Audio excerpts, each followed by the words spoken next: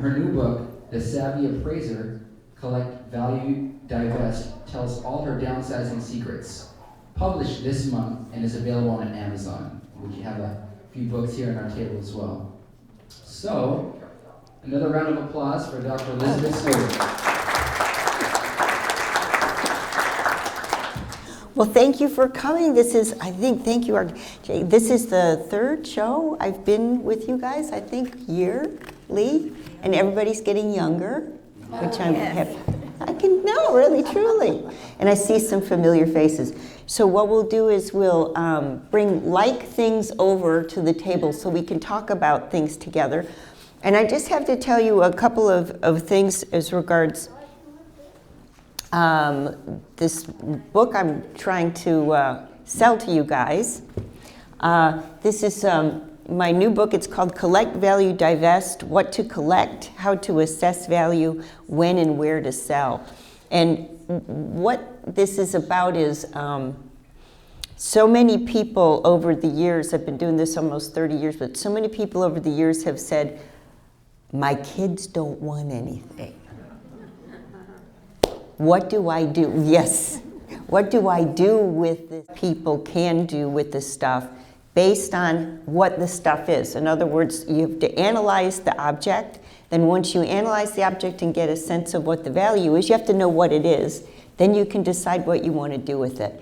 And so there's examples of painting in silver and porcelain and all kinds of examples of whatever you have in your household. Dolls. I hate dolls, but I did dolls anyway.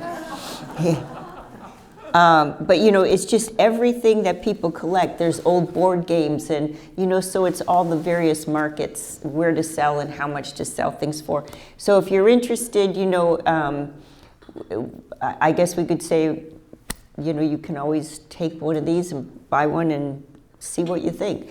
This is a bunch of business cards, and I was just talking with the lady here, and she said, well, I wish you were here in San Diego. You know, you're in Santa Barbara. It's about a 5-hour drive. What you can do, everybody from Mount Miguel, I've done this every year, but what you can do is if you know somebody who has a smartphone or a digital camera, you can take pictures. My email address is on my card. And if you know somebody that can do this for you, that's fine too. You just have to put, you know, I saw you at Mount Miguel. Would you analyze this piece for me? Just send me a picture. And there's no charge for that. So, and we should say that as appraisers, once we become certified and we go through the testing, we're not allowed to buy or sell.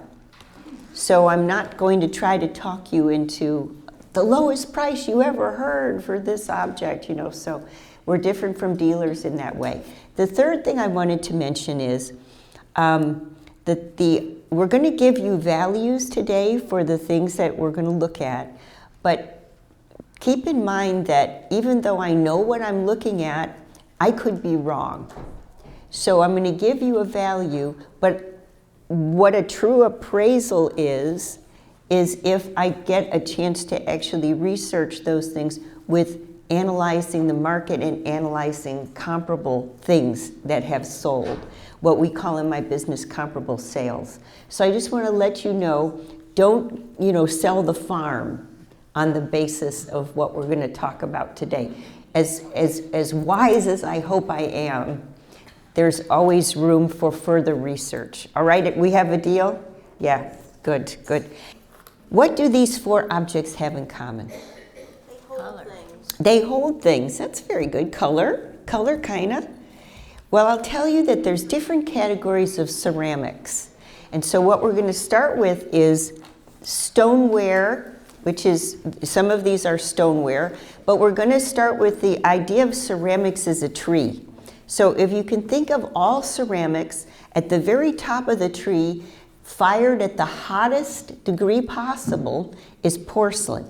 Porcelain is fired at over 2,000 degrees Fahrenheit for a while, and that's because, or the difference between porcelain and any other type of ceramic is that porcelain is fired at such a high temperature that it is not porous, even without a coating on it. Porcelain does not leak water. Now, if these things here, these are fired at a lower degree, they are made with slip or some kind of ceramic slip, and they're different. All of these four are different as far as the slip, which is the actual liquid that the ceramic is. All these are different, but they're fired at a much lower temperature than porcelain. So if these things weren't glazed, they would not hold water for that long. Porcelain always does. And porcelain, do you know, is a modern invention in the European area. So when we talk about that, porcelain was an ancient technique in Persia and China and Japan. We didn't discover porcelain until 1760s. And it was a new discovery. Now, how did we discover porcelain? It had been going on for 800 years in Asia, but we didn't discover porcelain. Well, I'll tell you, have you ever seen that castle? It's in Germany, and it looks like a crazy man's castle, and it's kind of like perched up on top of the is it Danube or something? It's perched up there, and it looks like a Gothic kind of big old pile. Well, that was called the Mad King's Castle. And the Mad King had a lot of money. He was very young. He had a lot of problems, but he was very handsome. And he decided that what he was going to do one day is have a contest. And he got all the chemists of his court or of his area together and said to all the chemists, you know, porcelain in China has a certain chemical analysis. I'm going to give a big mansion to the first chemist that can discover what the elements are that can make porcelain for Germany.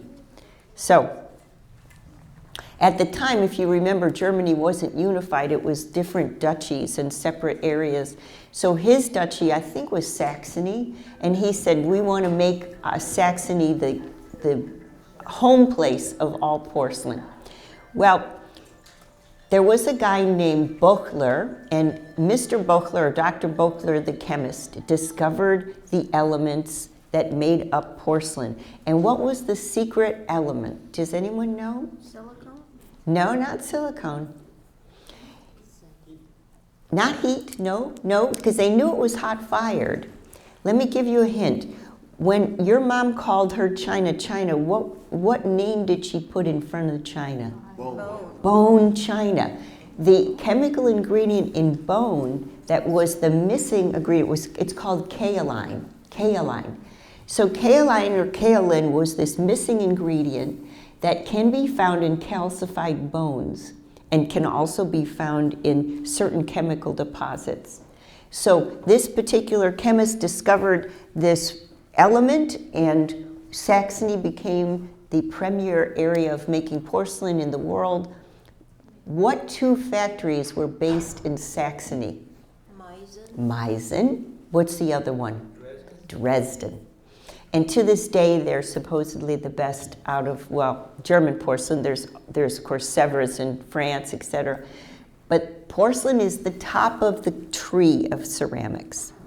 The second tier are all sorts of things like terracotta, stoneware, masonware,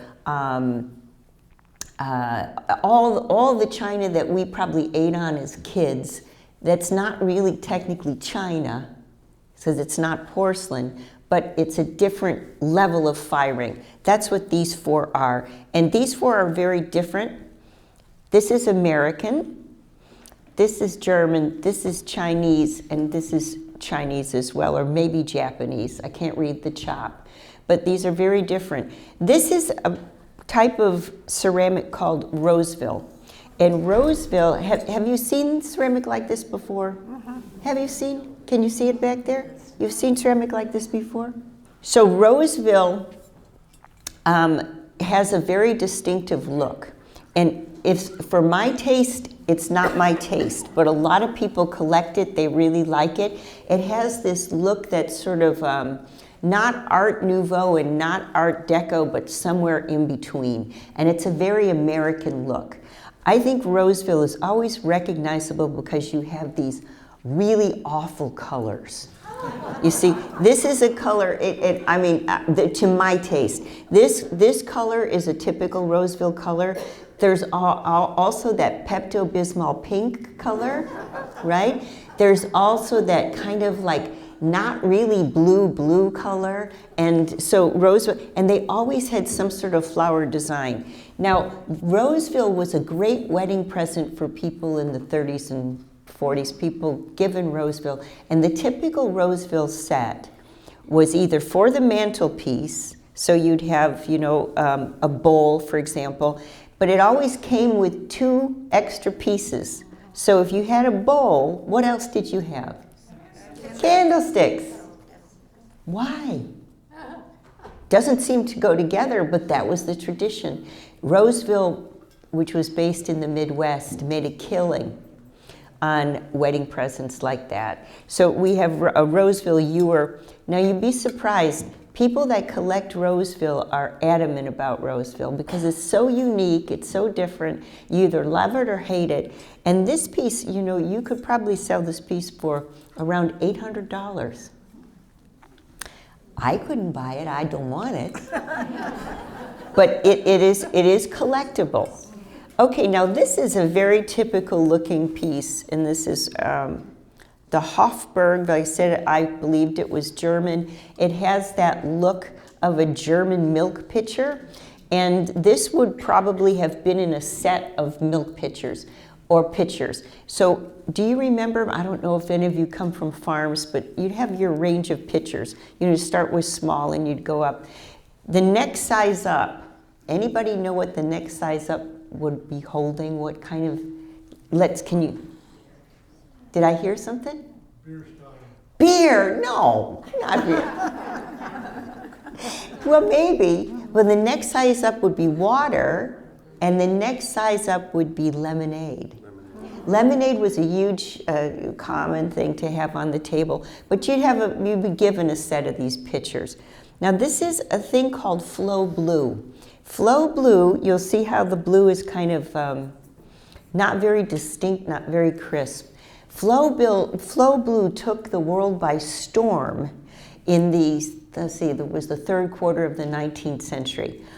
What happened? Well, it was a factory in England, and the chemist didn't get the mix right for the blue, the cobalt blue, to be adhered by the glaze. There was a discrepancy in the chemicals, and it bled. And so he'd take a plate, throw it out. He'd take a dish, throw it out. Darn, I can't get this chemistry right. Throw it out, throw it out. So in the evenings, the cleaning ladies would come and go through the trash and pick up the ones that, were not broken and take them home. Well, somebody said, that is so unique. And before they knew it, they had a horde of women waiting so that the factory would close, and the guys were throwing out this stuff that they couldn't get the mix right. Some did, some didn't, but the ones that didn't, they'd throw them out. Well, it took the world by storm, and people started to collect Flow Blue. And Flow Blue was an accident, and it made millions of dollars for many companies. They tried to actually get that accident to reoccur. So that's Flow Blue. The value of this is probably around $75. Now this is Chinese, and it has a Chinese, what we call a cartouche with the scene, and this bricolage, which is a raised, they're raised small dots of ceramic that are then actually enameled. So this is the bricolage vase, Chinese vase, and this is actually a westernized version of what a Chinese vase would look like. What I mean by that, when you have early 20th century exotic material, there's 2 ways of looking at it. Number one is, was it made for the native market? In other words, was it made for the Chinese connoisseur, or was it made for import? For export? Was it made for export? Was it made with the Western eye in mind? Now, if you think about this, if you took all the elements away and just looked at the shape without the frogs here, if you just look at the shape, that shape is very much a European shape. So if you look at the shape, it's a European form with Chinese decoration laid on top. Now, people say, I don't really understand what you're talking about. What are you talking about?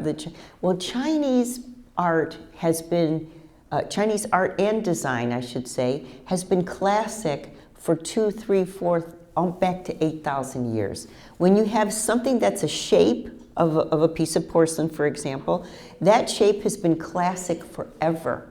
And it is not the role of the Chinese artist to actually invent a new thing in art. It's the role of the Chinese artist to stay as strict as he can to his teacher, to his teacher, to his teacher, to his teacher. And so Chinese art and decorative arts should not change. The more classic they are, the better. Insofar as, and let's talk about Japan, Japan had the same tradition. Have you heard of a woodcut artist named Hiroshige? Yes. Okay. Did you know that there's 18 Hiroshiges? Now, that means that the artist is not unique. The artist takes the name of his teacher, who takes the name of his teacher, who takes the name of his teacher. And so you're not a unique voice in the Asian art world. Your artistry sticks to what your teacher taught you and going back. So when you have innovative designs like this, where it's that crinkly surface and a cartouche which has a scene that is more European than Chinese, or at least the European mind thinking what the Chinese mind might think and then kind of mirror image back and forth, you know that this is a piece that's done for the export market. And there's a couple of other examples on the table, so keep in mind what I said about, that's why I spent a little time on that, Chinese art that's classic versus Chinese art that's made for the Western eye. Now, you might say, what difference does that make in today's world? What difference does it make? I'll tell you what difference it makes. Because the Chinese and the Japanese, both, could have the classic structure of their art and yet copy what the Western mind and eye would appreciate, because of that, we have today Toyota, Samsung. You see, it's the understanding of knowing what that design is and then pulling the other features from other cultures to make it even better. You see, or the jury is out on that, whether it's better or not. But it's an amalgamation of things that the Asian mind was, or the Asian artist was so good at doing. And right here with this piece, we see the first stirrings of that. We want to make something that's Chinese, but we want to make it with Western taste. Otherwise, the Western world's not going to buy it. You see, that's this. Now, this has what we call a loss. It has a chip on the lip. And so therefore, any kind of porcelain or ceramic that has chips is devalued. So this piece is probably worth about $25. This is a ceramic piece that has beautiful glaze in enamel colors. This would have probably been $2 a pair on the mantelpiece, for example. And by the way, in the Asian culture, the auspicious numbers are the odd numbers. So whereas we would give 2 vases, 2 candlesticks, in the Asian mind, likewise, we would give 6 demi-tasse and saucers. In the Asian tradition, you'd give 5.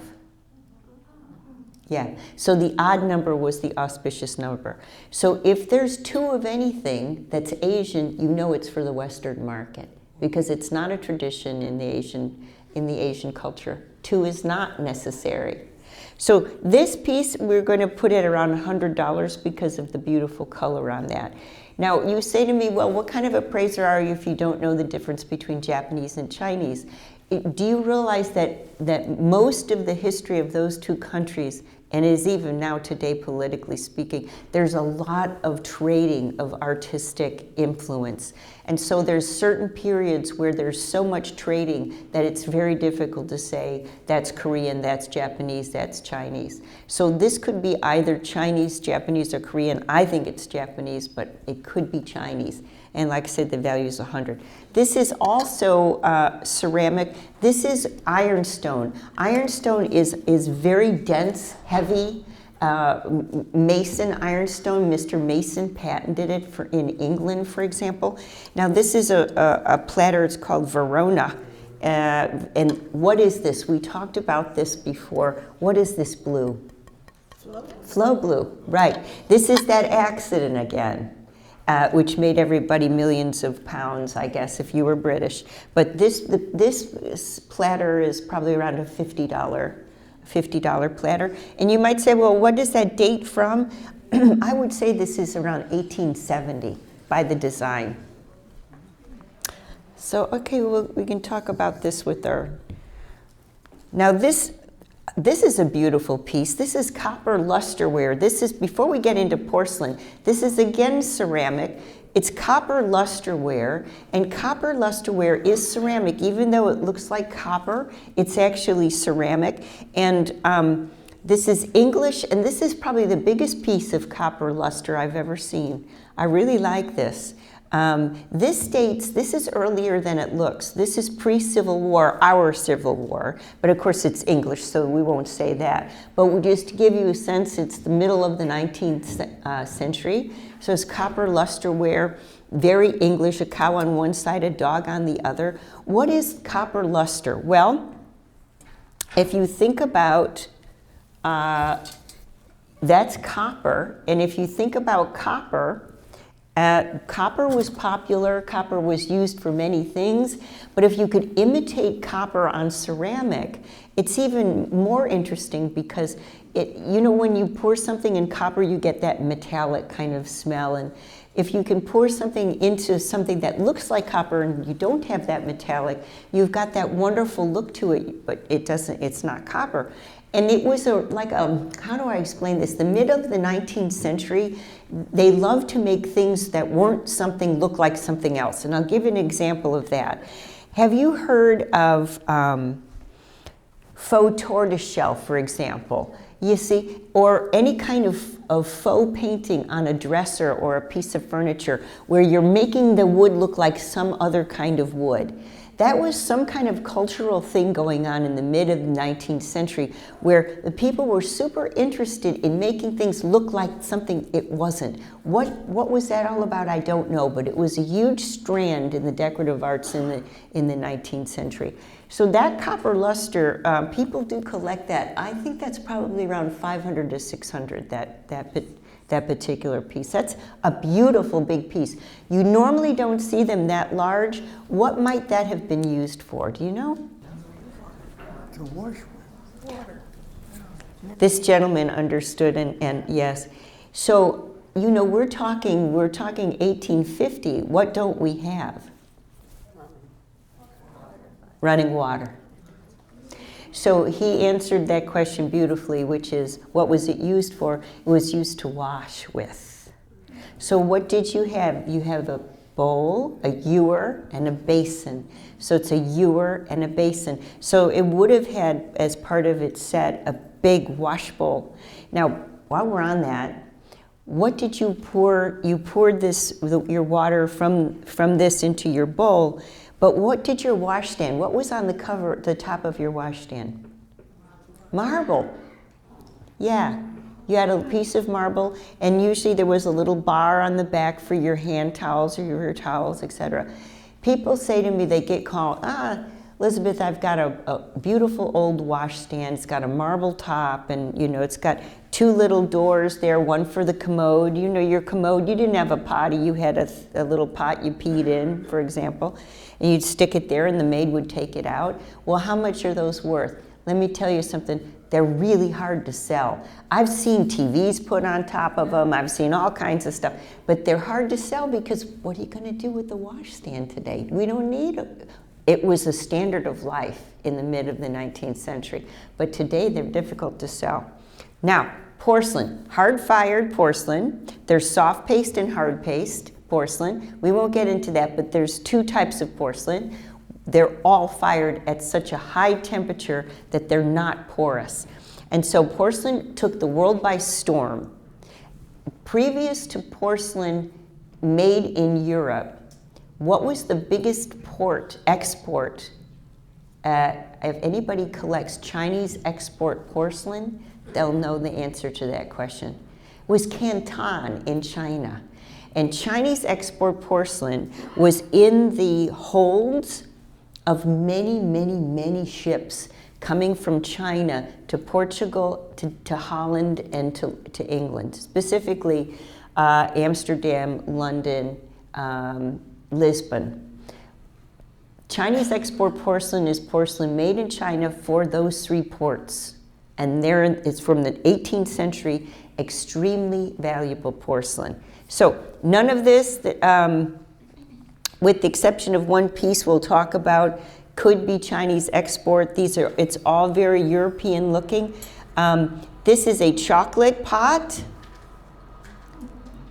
Chocolate was a huge drink, even more popular than coffee. This is also a chocolate pot. You see? It's more like an upright look. This is also a chocolate pot. So this looks to be, what is that? So this is German. That's German. It's got a moss rose pattern on it. This is probably German as well, but yeah, I would say that's German as well. This, very interesting. You have to pour this one right. This also looks German. What's this? And like I said, Germany was a great center. What was that? Candle warmer? No? No? Why would you have a hole in the bottom of that?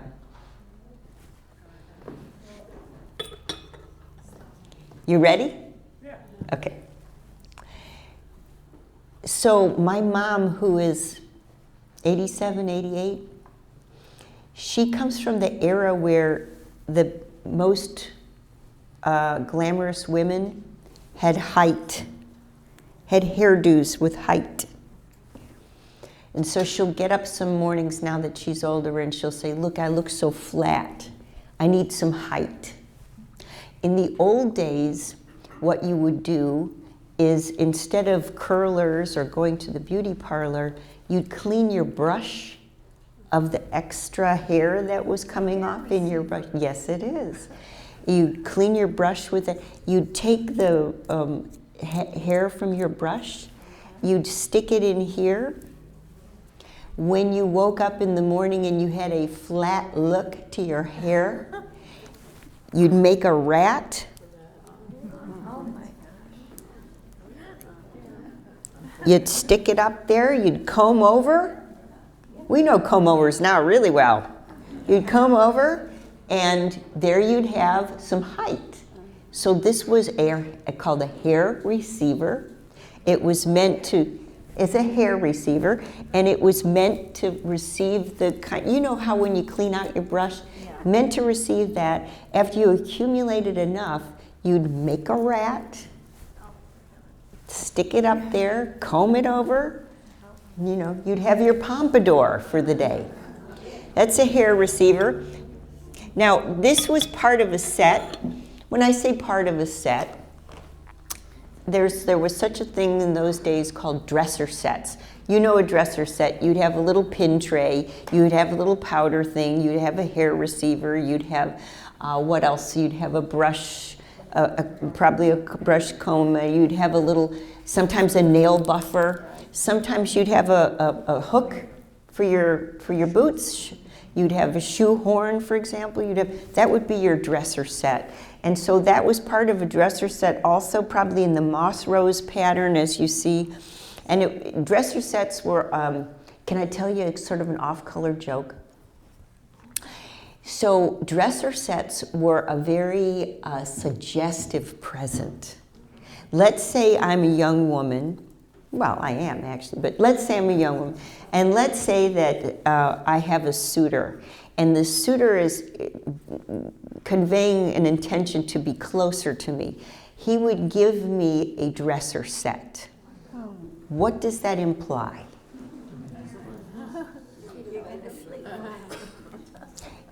You're going to be seen getting dressed. So it was a very suggestive gift. Now, who was the one man in history that gave the biggest dresser set ever created? Who was he? Do you know? Henry VIII. No, not Henry VIII. Henry VIII had more confidence, I think, but this man I'm talking about was, you know what, he fell under the, what do they call it, the short man complex? He was about so big. Napoleon. Napoleon gave Josephine the largest, it was over 300 to 400 pieces. What was it made of? It was made of rock crystal, which is a crystal, it's a rock, it's a mineral found and then carved. Very beautiful. And so Napoleon gave Josephine a dresser set before, they were actually an item. It's very suggestive because that meant, I'm giving you this dresser set. I expect that I will be seeing you dress very soon, or undress as the case may be. Anyway, so that's the story of dresser sets. The hair receiver is probably worth around $40. This is very unique, and this would have been with a creamer and a sugar at one time. I don't know how you'd pour the creamer exactly. It always square cups and glasses. Have you ever been to a friend's house and they give you like a whiskey sour and it's in a square tumbler? And how do I? And you end up getting it all over. So these are always a challenge and always interesting. $50 on this. This is a type of. This is actually.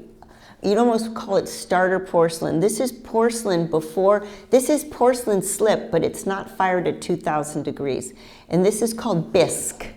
Bisque is porous, and it's porous to where you can see that the paint, bisque, Q-U-E, you can see that the paint is applied, and the paint itself, the bisque is so porous that the paint itself soaks into the bisque. This is not popular in the market today. It might become popular again, but people don't like the colors that the bisque actually could absorb. And the colors that bisques absorb is always that pink, that blue, that I call it candy box colors. And this is not a market favorite today. This is a $30 item. These are two bowls. They look both RS Prussia. Let's see. That one's not marked. That is RS Prussia. But this is in the style of RS Prussia if it's not RS Prussia. These are both, what were they? Fruit bowls. Fruit bowls were de rigueur. On most tables, you'd have a fruit bowl, and they were usually beautifully painted porcelain. They were often wedding presents. When you say RS Prussia, my grandfather was born not far from the factory there. My grandfather was Saxon or Prussian, and there was an area in Germany where the combination of chemicals in the soil made it really good for porcelain. So it was RS Prussia, and people collect RS Prussia. It's a brand. It's stamped on there. But what's interesting about that, in one way, it's a geographical interest too, because when you say Prussia, when was Germany unified? What was the date of German unification? Oh, it's 1848. And so when something is marked Prussia or Saxony or Bavaria, that's before 1848. It's a way to actually tell, the date on things. While we're talking about the date, when things were stamped made in, what was the year that started to be a law? 1890. There you go. It was called the McKinley Tariff Act. And it was before McKinley was president. He was secretary, the economic secretary or something like this. But it was under his then he became president later on, I think. But it was while he was quite a young politician. And he said things have to be stamped with the country that they're coming from if they're coming to the States. So if you see something stamped Nippon, it's not from a factory. That's the old way of saying Japan. Now what McKinley did was say, I don't want to have to look up any other name. I mean, this is really interesting. I don't want to have to look up any other name. Everything should be in English that's coming to this country. And so Japan was told in no uncertain terms, if you want to export your things to this country, you're going to have to stamp them Japan, not Nippon.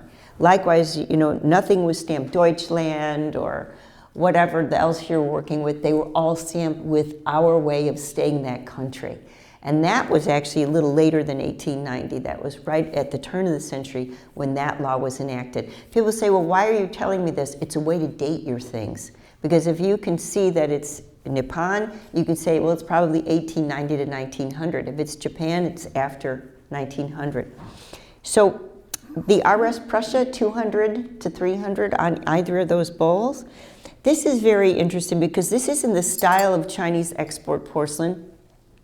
It is a very famous export porcelain style pattern called rose medallion.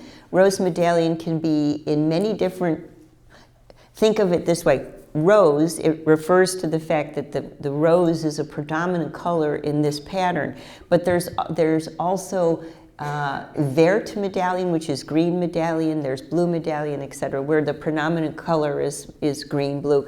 This is rose medallion. And the gentleman said to me, you know, how do I know if it's old or not? Because this pattern is still popular.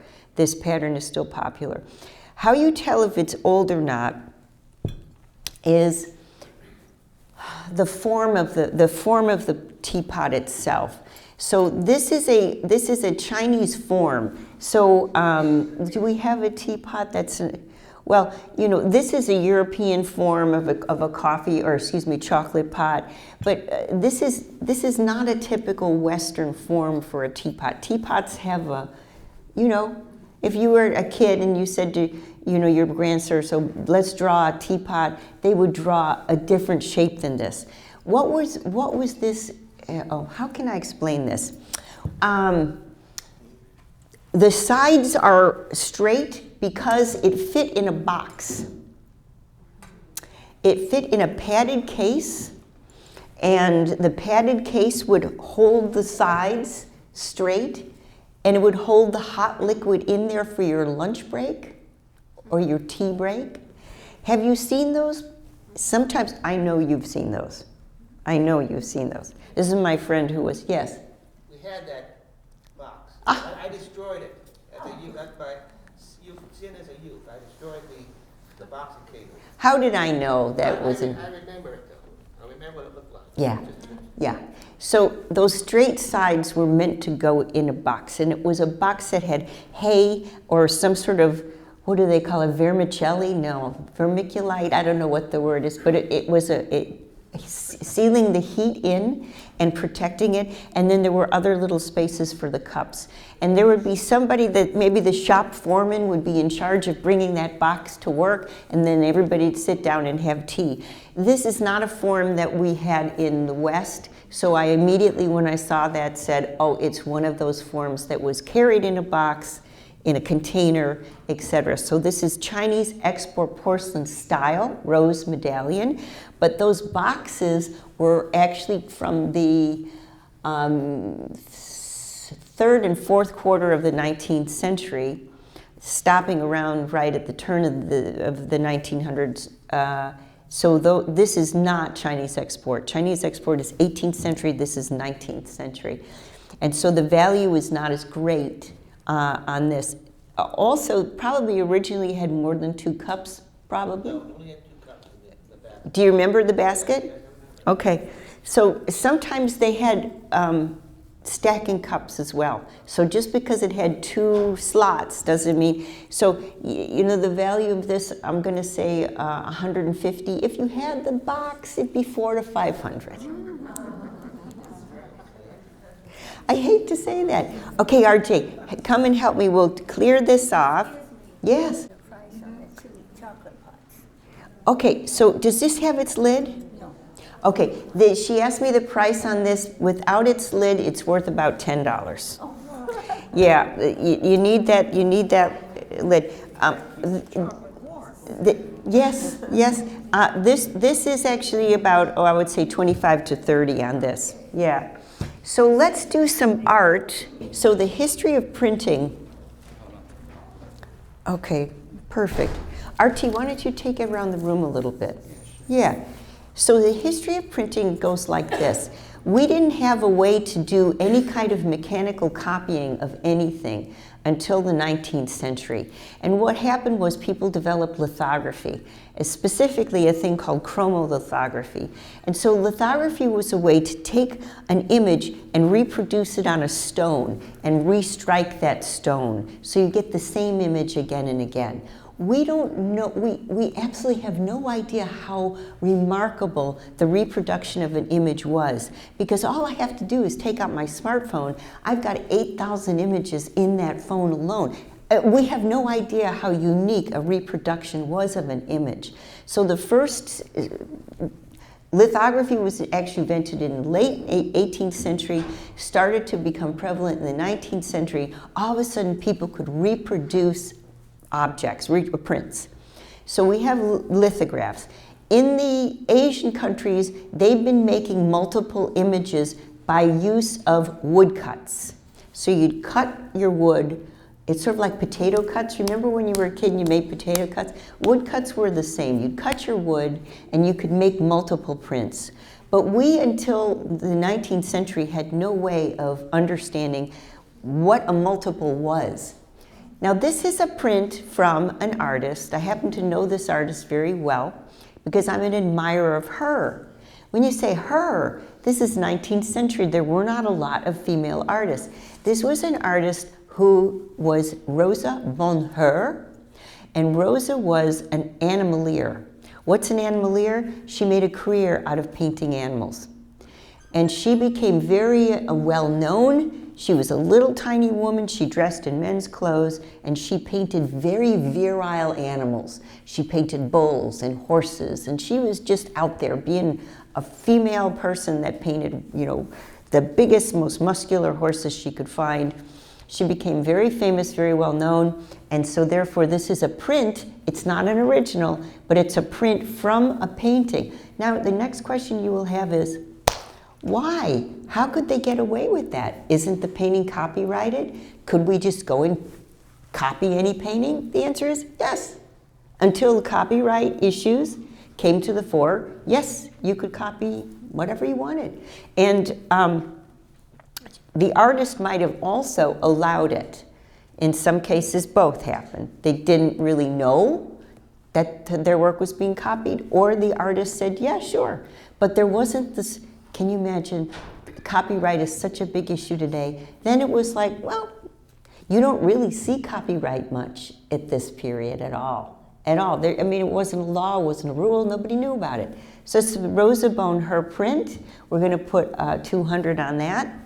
So remember, okay, let's, RJ, hold up these for me.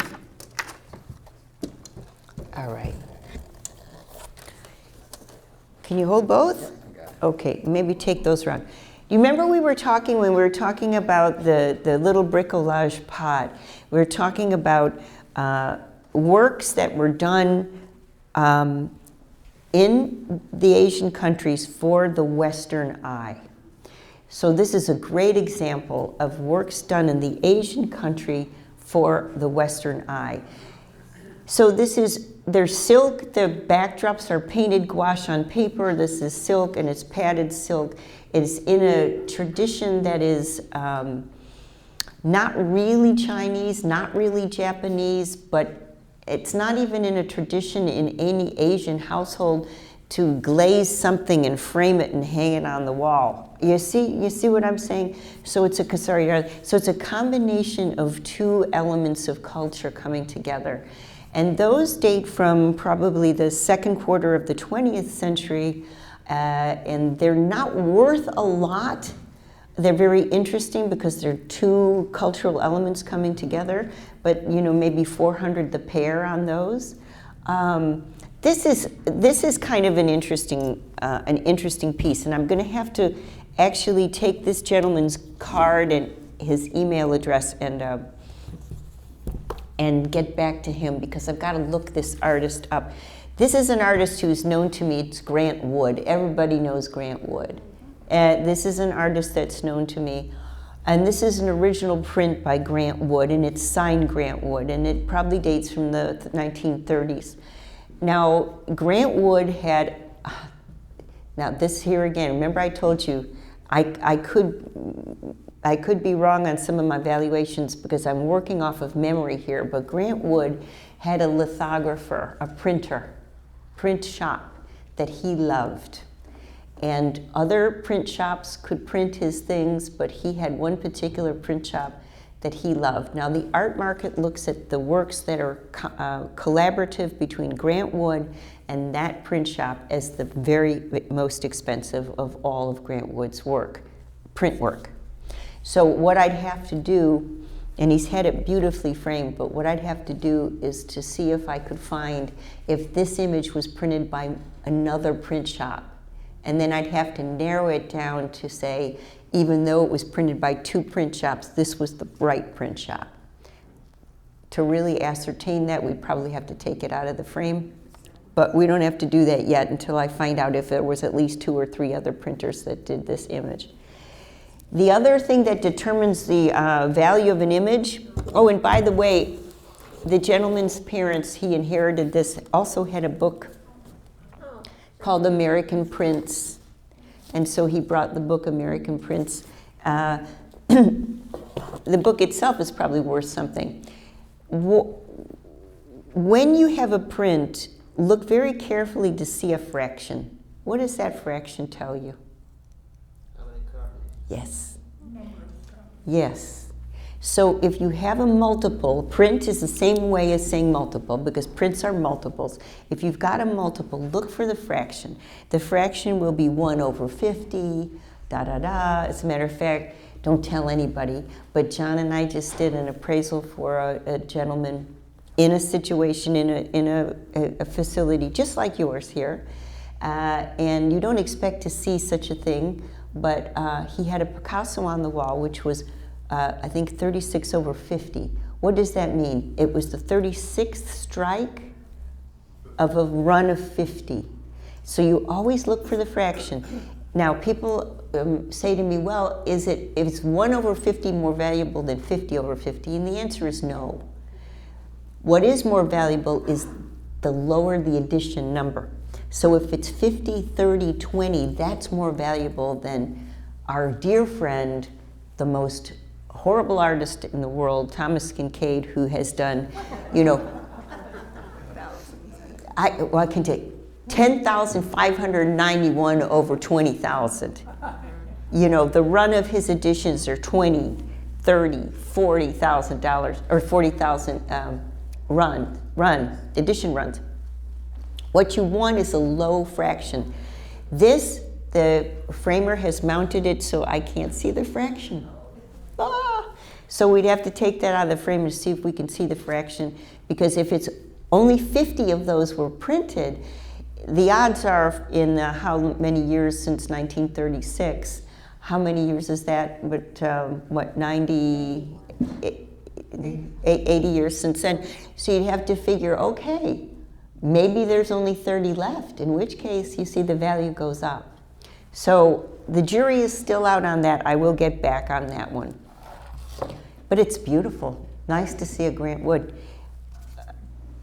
A painting. How do you tell if it's a painting and not a reproduction of a painting? What is a reproduction of a painting? Can it be done? Can you reproduce a painting? Yes, you can. How do you reproduce a painting? Well, you have a big mainframe computer. The computer shoots the painting, and then the computer does a shot like this of the texture of the painting, analyzes the brushstrokes, and then the computer prints out the color, and then another computer comes over the top of it and spurts out clear, I don't know, goo.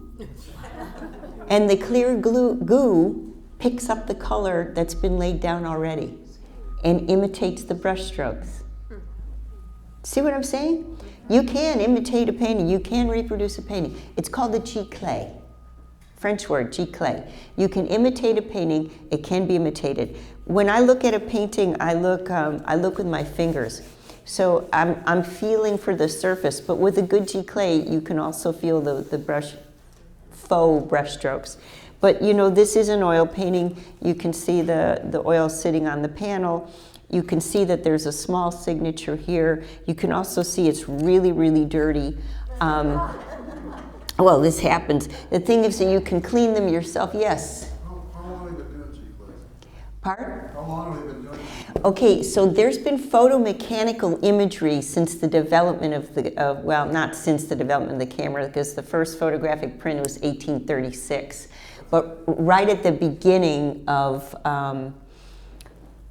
the reproductive photo process, I would say around 1850, 1860, you could start reproducing images with a photograph. What you're explaining there with the computers is almost 3D print. Yes, yes. Reproduction of prints could happen photomechanically fairly early on in the 19th century.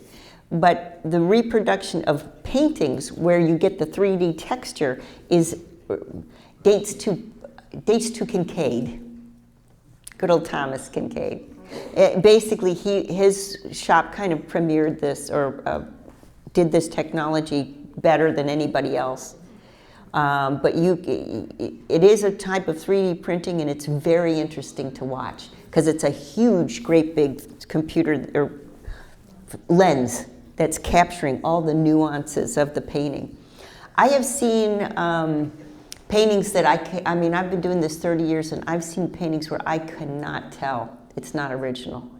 They're so good. They're so exact. This we need to find out more about the signature. It's an initial. If you ask me, what I do at this stage in my career is I look to see, is it a good painting? And I have been wrong before, but this is not a great painting compositionally. And I'll look at it and say, it's not a great painting. Is it worth us finding out what those initials are, who that name might be? It's about a 5-hour process to go through all of the initials of what we call listed artist and narrow out. Well, we know the date, we know the era, we know the color palette, we know the size. So we narrow the artist down, down, down. I can definitely do it. But if I look at this and say, is it a great painting? Is it worth 5 hours of work on that? I would probably tell the client, no. It's not a great painting. It's a sweet painting. But I could be wrong on this because you see it's on panel. It's not on canvas. It's painted on wood. Now, when a painting's painted on wood, it indicates to me that it's part of something else. So it's easy to cut up. If it's, let me put it this way to you. Let's say this is from behind from behind an altar. And there's panels behind an altar. What happened in the 19th century was people would come and cut those panels.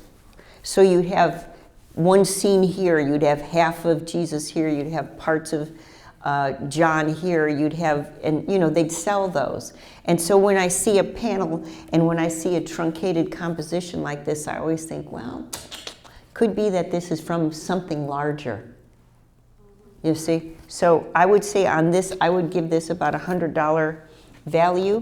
What other art? So let's do this. This is it's a piece of art here. Can everybody see this without me moving? Is there any other framed object there, RT? Yeah. Okay. Oh, there's one back there. Oh my God. This just showed up. Okay. Okay, look at this. This is kind of cool. I didn't see this before. Let's see what we got.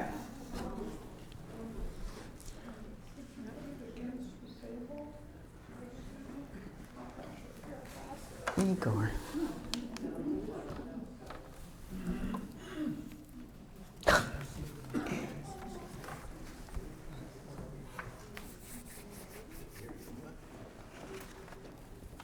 Whose is this? Nobody's admitting? Oh, yes. Where did you get it? It belonged to one of our dear residents who passed away last year, and she donated it to Mom McGowan. It's been sitting in my office for all this time. I know it's valuable because I researched it for her. Igor. Yes. Yeah. Okay, let me lay this on you. The stuff you threw away from the 1960s and 1970s, you could probably buy a nice house with today. It's hot. This era is hot. It's called mid-century modern, and it is hot. Hot, hot, hot, hot. What am I talking about? Danish modern, Herman Miller, Charles and Ray Eames, Ari Osarian, all of these things that you had that were streamlined, more modern from the 60s and the 70s, even the 70s. Those things, as a matter of fact, I got to tell you this funny story. So John and I tend to go to a lot of auctions just to see what, and make notes, see what's hot, what's going at auction. So we went to the Los Angeles modern auction, and do you remember those really uncomfortable chaise lounges by the pool that had copper tubing and then those rubber wires, almost like wires? You remember? And you'd lay on them and you'd get up and you know. My brother at our pool, we belonged to a country club kind of thing, which was the middle class version anyway. It just had tennis court and a pool in Deerfield, Illinois, where I was brought up. My brother would see me lounging at I was maybe 11 or 12. He'd see me lounging. He'd get underneath, he'd crawl underneath, lay down and take those strings, go boink, like this, $3,000 for one of those. John, I'm like, $3,000 for one of those crummy chaise lounges? We'd use them, we'd throw them out the next season, we'd use them, we'd throw them out the next season. $3,000. One of those clocks with the little balls, remember the round clocks with the balls, duck, duck, duck, duck, duck, on the end? $24,000. Stuff like this, I was, oh my God, I threw that away. I didn't throw it away, I'm not that old yet, but my mother threw that stuff away. That's this right here, mid-century modern. Mid-century modern, somebody said it's gorgeous? Oh, the frame is gorgeous. The frame, it says on the back, frame $38. It's really interesting. See, it's on the top of the back. It is. I always look at the back of things. I could do a whole show on look at backs of canvases. It tells so much. Okay, mid-century modern. It's definitely a fad. It's definitely something that is hot, style, incredibly popular. My son is almost 30 now. I can't believe it. But my son likes this era. Anybody that age group likes this era. So it's mid-century modern. What did you find? How much are Igors going for now? I'm thinking 2,000. Yeah. I think if you put it at auction, like Los Angeles modern auction, if you put it at auction, I think you'd get, $5-6 grand. It's crazy. It's a style. Do people like it? Who wants to get $6 grand? Anybody give me $6 grand? Palm Springs. Palm Springs, Palm Desert. Oh yeah, exactly. This is, yeah, okay, enough with Igor. This is a chromolithograph. I haven't even looked at this yet, but I can see by the colors. Okay, so what is a chromolithograph? A chromolithograph, you will know a chromolithograph, gentleman over here in the cap, you were talking about early photographic reproduction techniques. A chromolithograph was a cross between the dot matrix pattern that you get from reproducing a camera image, the dot matrix that, if you look at your newspaper and you look very closely at a photograph in the newspaper, you're going to see the dots. So there's more gray dots to make more mass, you see? So chromolithography is a cross between the actual technique where you're making a lithograph on a stone, and then you're actually photographing it and you're running it through a process that can saturate it with color. 1880s. You can always tell chromolithograph work because the colors are so artificial. They're so bright. Can you see that? Can you see the brightness? RJ, come and walk this one around if you can. It's kind of heavy. You see how bright the colors are, how strident the colors are? That's a dead giveaway that it's very early photographic chromolithography. Even the word chromos color, right, in Greek, chromolithography. So it's early chromolithography. What is it? It's a mythological scene. It's Artemis in the remember, she's the goddess of fertility and bounty in the fields, and there she is in the fields, and she's got all the cupids around her. This looks to be German, and it looks to be first quarter of the 20th century. There was a period in German art where everything was sickly sweet, sweet, sweet, sweet, and you get these sweet colors, you get these sweet imagery. This sweet image is right before the First World War, when everything goes crazy. But there was a period right before the First World War where you get this sort of image, and it's usually mythological, and there's always voluptuous women. You can look at it and say it's German chromolithography from the early 20th century. The value on that, it's in great condition. So the value on that, I'm going to put at 300. So this is a Chinese table screen. It's rosewood with mother of pearl inlay, and here we have a silk embroidered picture.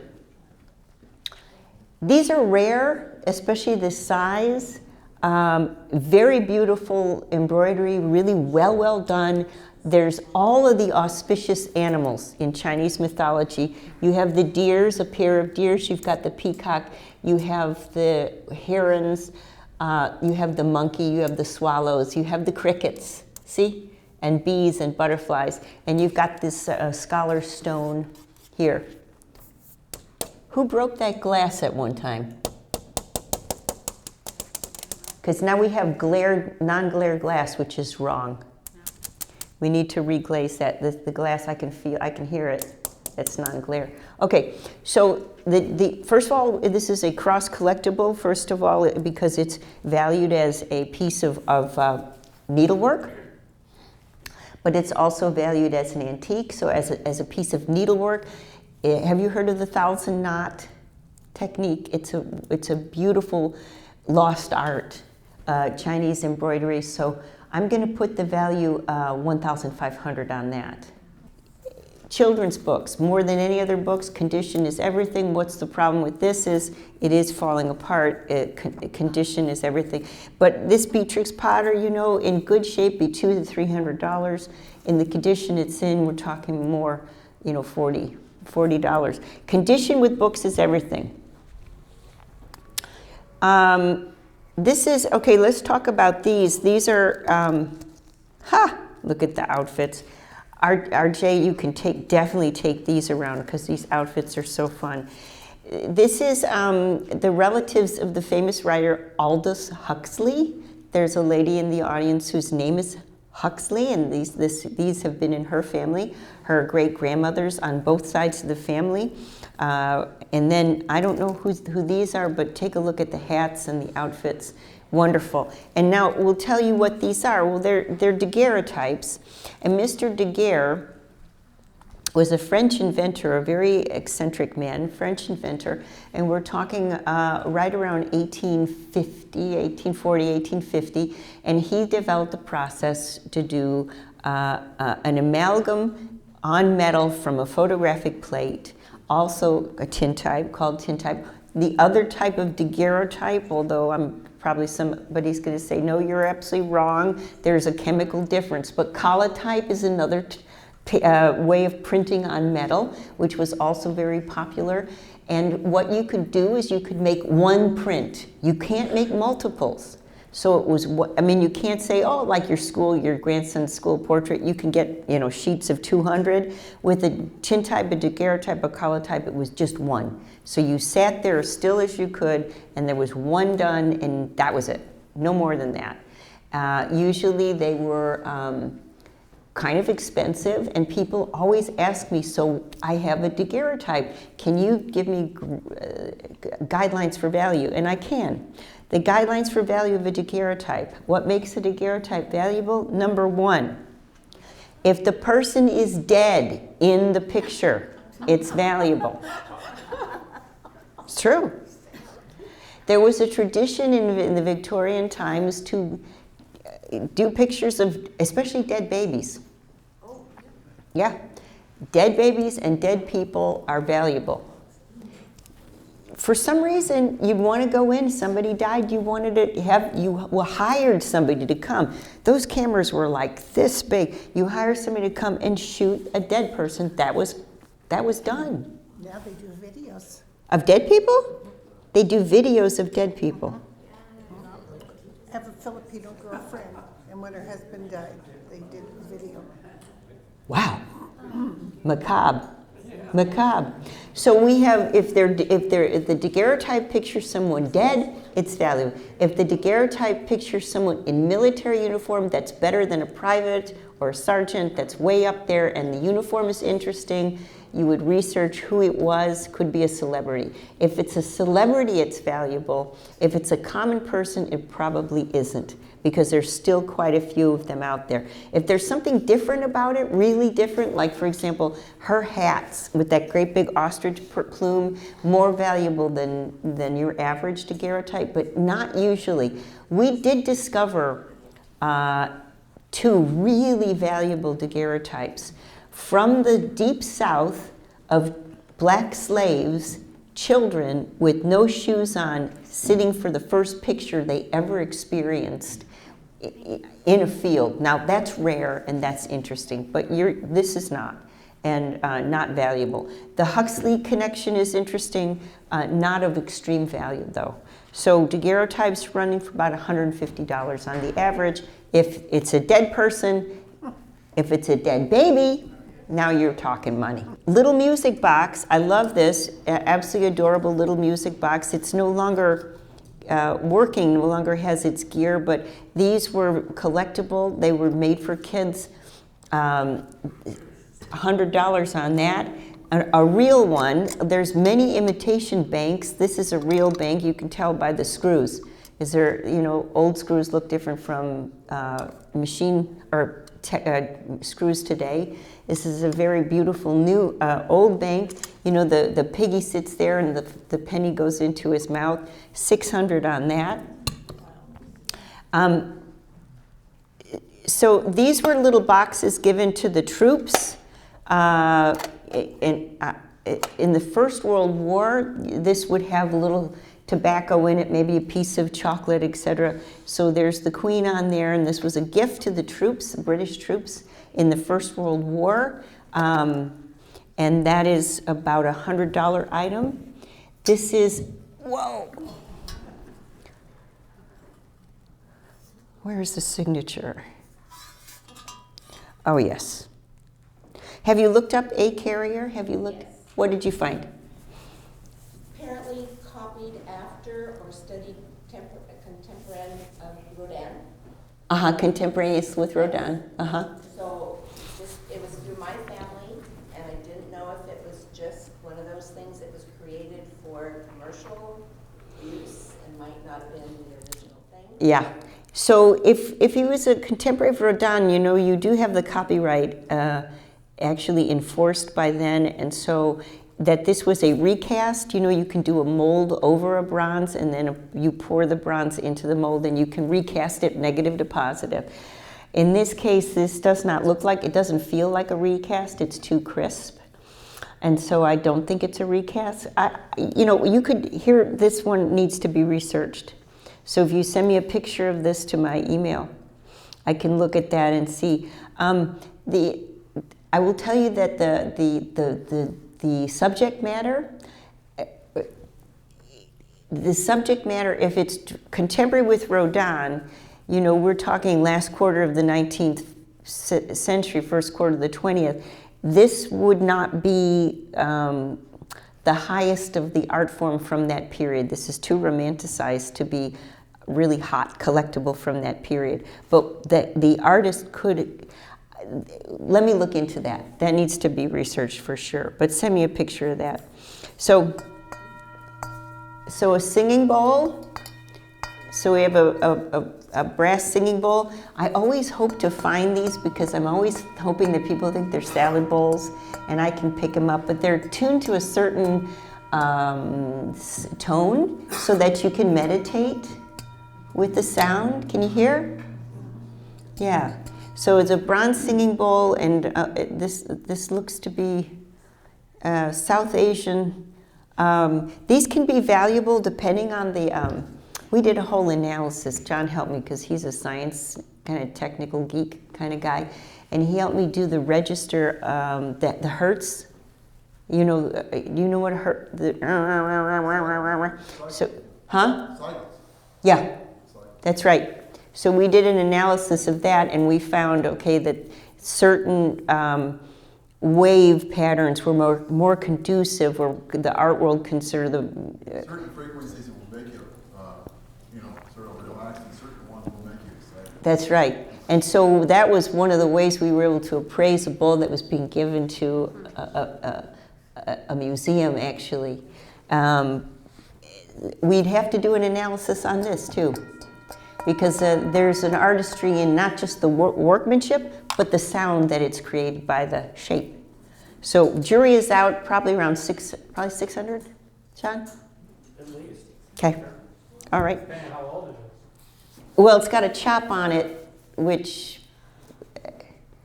I think it's probably 19th century. It's no older. Okay. No older than 19th century. So John is saying at least 600. He's more my technical guy. Little sugar tongs, not silver marked, but definitely have silver content. Sterling is 902.5 silver, over 100 or 1,000 parts not silver. There's other types of silver. There's 800 silver. So it could be 800 over 1,000. There can be 600 over 1,000. So this, to me, is not soft enough to be 900, and it's, yes? I think that this would be a good time to talk about wrapping silver items in plastic, because those are wrapped in saran wrap. Oh yeah, don't Just wrap, to get some yeah. advice. So John, who has his degree in chemistry and physics, is telling us, don't wrap silver in plastic because the chemical, it'll break, it'll actually tarnish the silver permanently. Something about the chemical, petrochemicals in the plastic will break down the silver. So don't wrap them in plastic. Probably 800 silver, which is called German or coin silver. This looks to be American coin silver, possibly. I don't know, it's not hallmarked. So on these, I would say $100.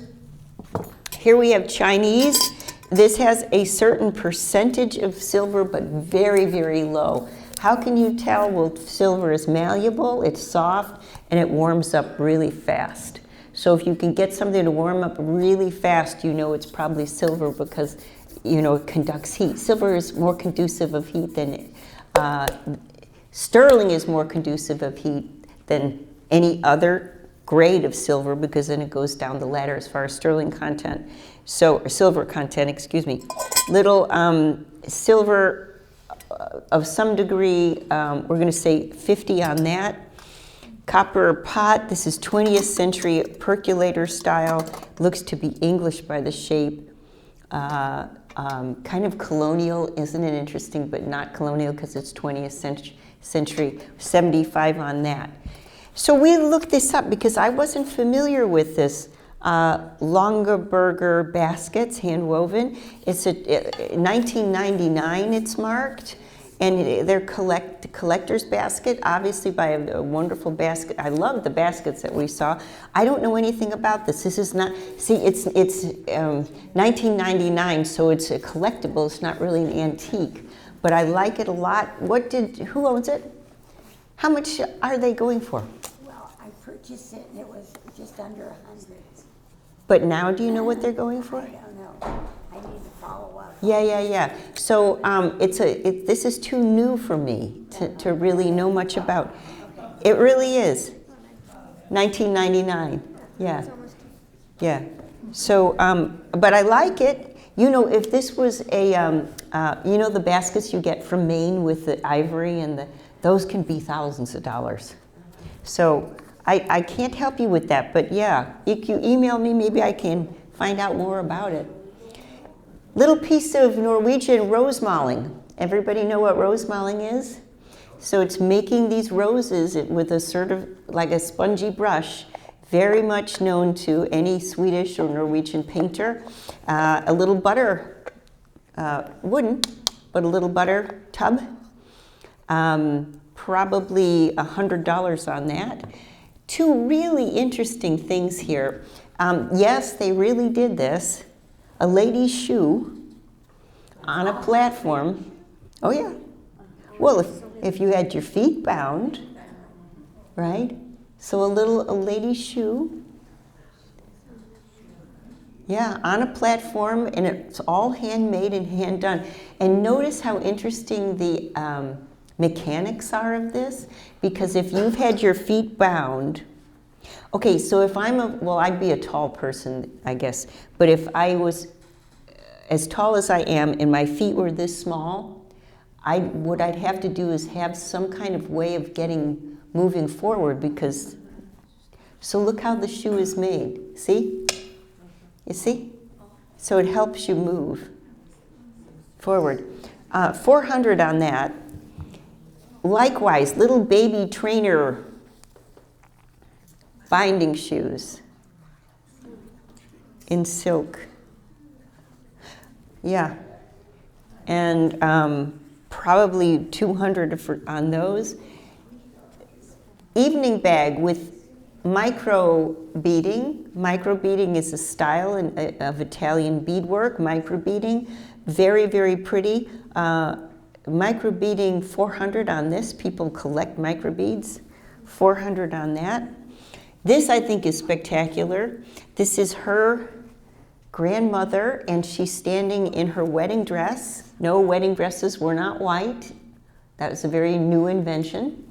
Wedding dress, and right here is this vase next to her on the plinth. Now, what we did was, I asked John to measure the vase. If we know the vase is 12 inches and it's standing parallel to the lady, how tall was the lady? And I asked the lady who owns the vase, how tall was your great-grandmother? And she said she was, or grandmother, she was 5'4", but she wasn't, she's 5 foot. Because you can see, right, if the vase, yeah. So she was a tiny little thing, or maybe average in those days, I don't know, could be. But the vase is Bristol glass, so is this.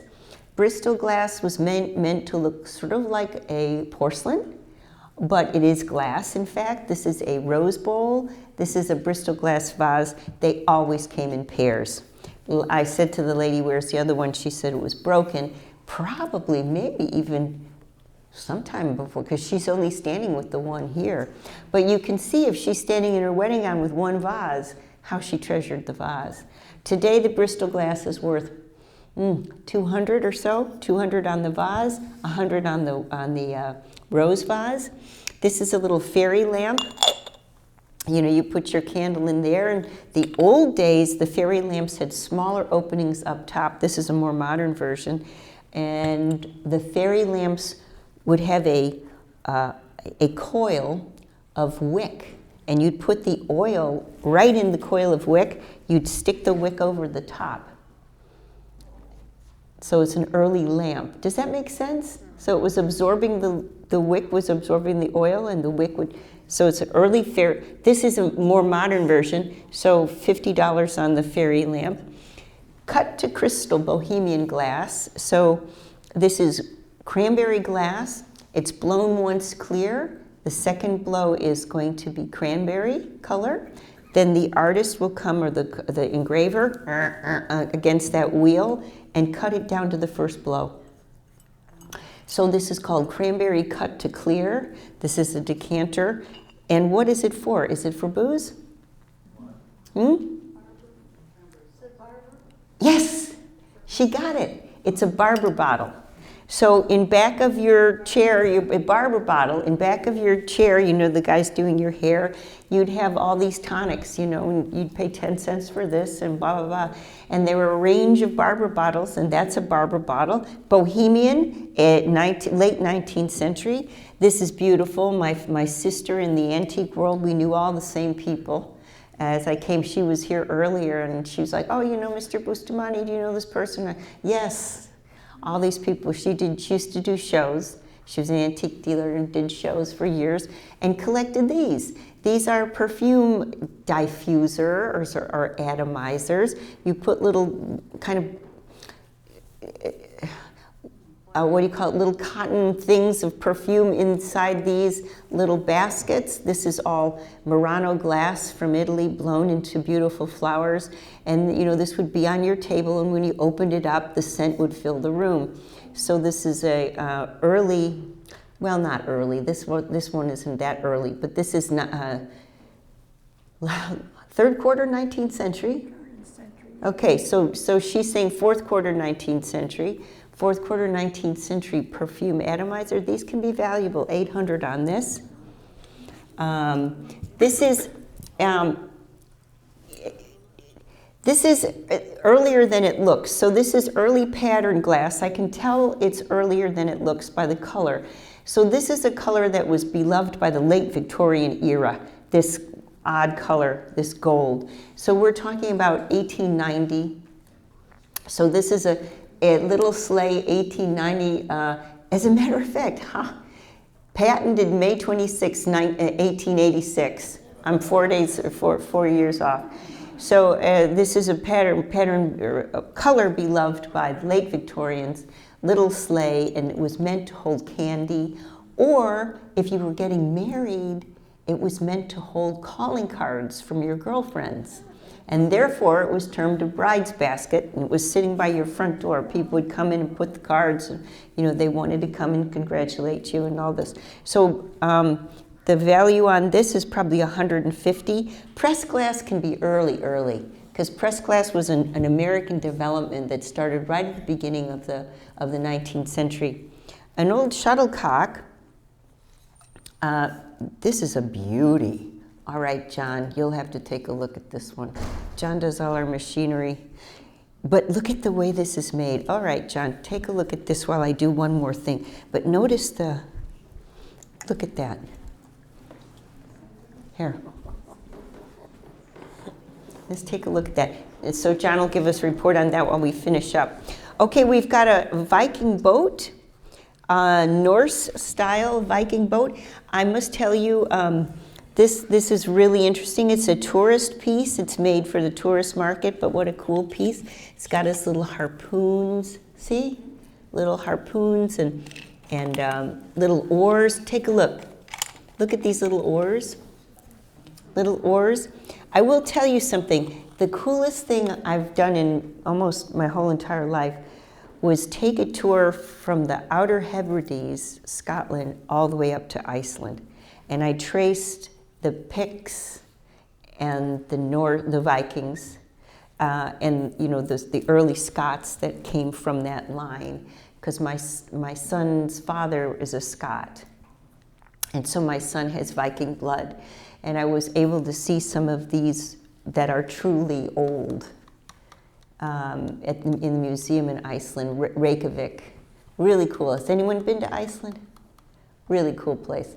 So on this, people that collect boats, model boats, would pay you quite a bit for this. So I'm thinking $500 to $600 on this. Last but not least, we have New Guinea material. Ethnic material can be very valuable. Oh, and we've got one tapestry over there. New Guinea material, masks, and the best of all the New Guinea material is, I think, this, which is a little sort of sacrificial little bowl with all the New Guinea, the typical New Guinea carvings. And I love New Guinea things. We had an opportunity to do a collection of wonderful masks. Some of the big masks can be 24,000 and up. On this, the lady tells me her A relative brought this back in 1966. So it's not exactly the first generation of the ancient New Guinea culture, but it is nice. And I would say on this, we're talking about 200 to 300.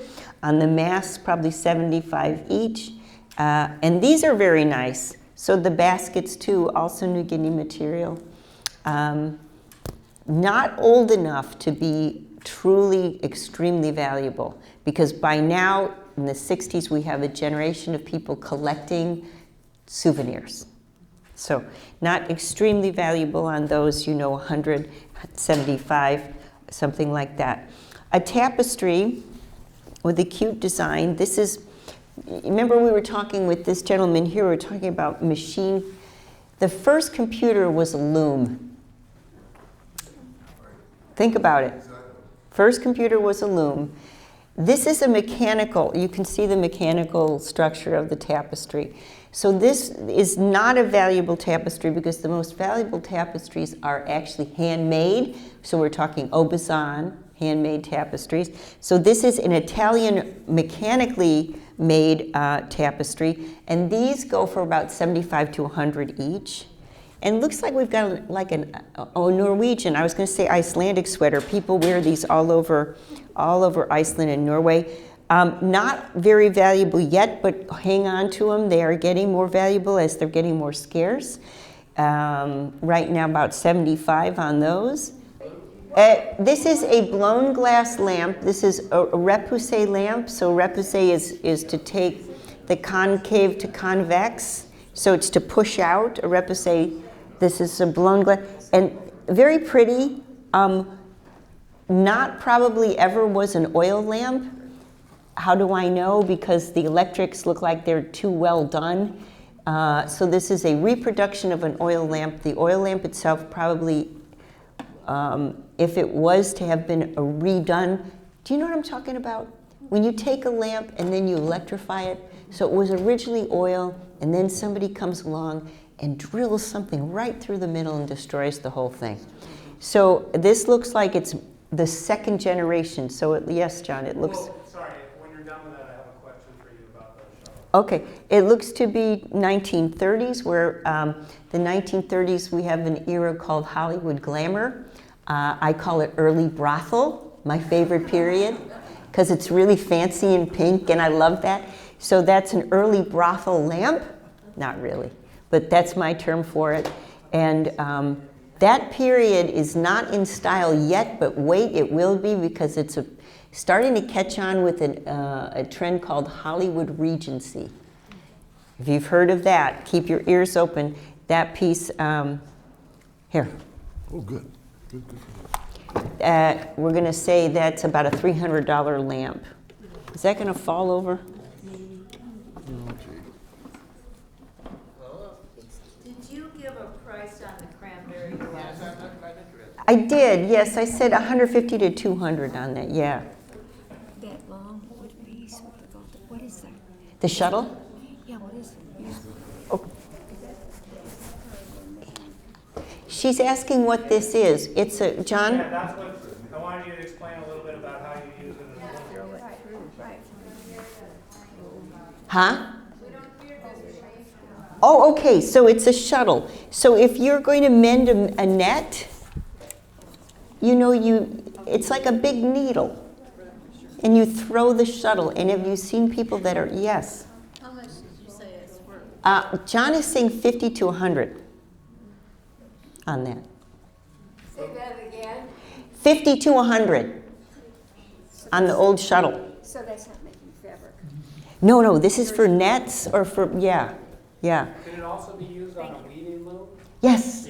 Yeah. So if you're weaving a blanket or anything where you're throwing, you've seen shuttles spin through. Isn't that funny?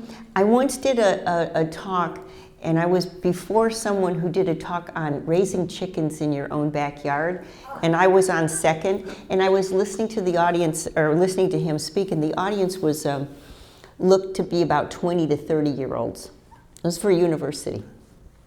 And I was teaching a class after him. And the professor is talking about raising chickens in your backyard. And a guy raises his hand from the back of the room and says, how big is a chicken? And everybody else in the class, there was 100 people in the class, 20 to 30-year-old people in the class were like, yeah, how big is a chicken? They'd never seen a chicken outside of the supermarket wrapped up in cellophane, so nobody knew how big a chicken was. No, seriously. And this, if you've seen weaving, you'd know what this was. It's one of those things like a lost, kind of a lost art. Yeah, yeah.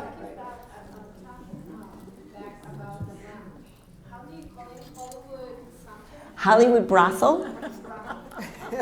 No, Hollywood Regency. My term is early brothel because that's what I coin it, but it's not really. The term is Hollywood Regency. But it comes from that era of the glamour films of the 1930s, where everything was glamorous and feminine and pink and, you know? So I like the lamp, but I don't think it's an old lamp. I think it's a 1930s lamp. It looks like a Gone with the Wind lamp from 1860, but it's not. It's 1930s reproduction. You know, everything recycles. This is why I grew up in a house that was early colonial. No, it wasn't colonial at all. It was Paul Revere pans and the spinning wheel by the fireplace, and it was called colonial, but it wasn't colonial. Do you know what I'm talking about? Oh, yeah. Colonial style? You had a house full of colonial? My mom. Yeah. It was all that maple furniture. Remember? I hope that's coming back. No, it isn't. She's asking me if that's coming back. Oh, yeah, yeah, yeah. So everything comes back. So you have, you know, the Gone with the Wind era coming back in the 30s. You have the 1790s coming back in the 1940s, calling itself colonial. And early American. Remember that? The answer to your question is early American is not popular. You can't sell it. You have to take a tire chain to it and distress it.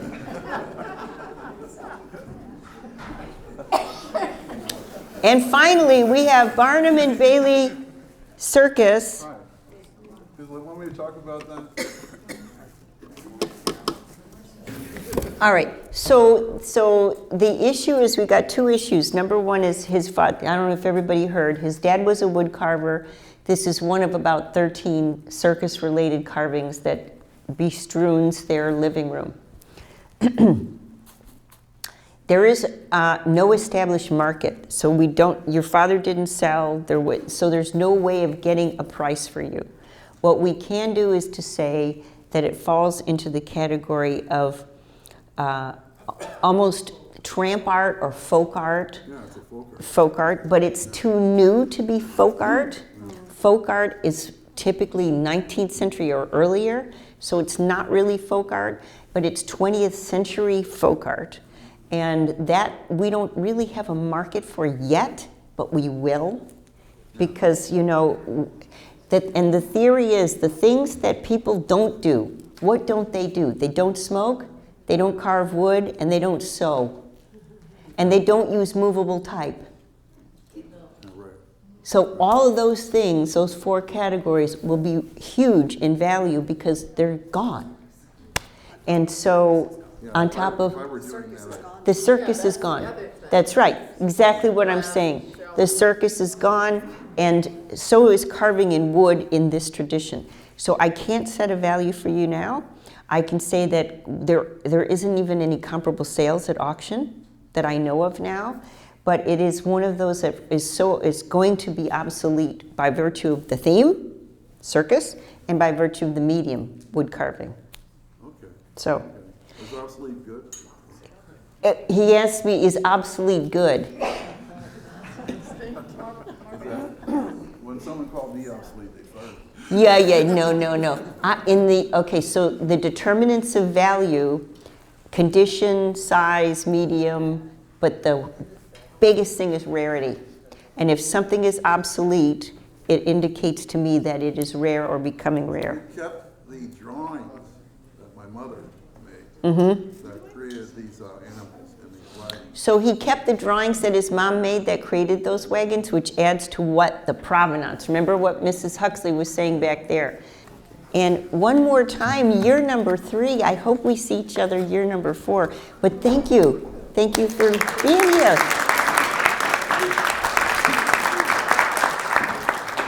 All right.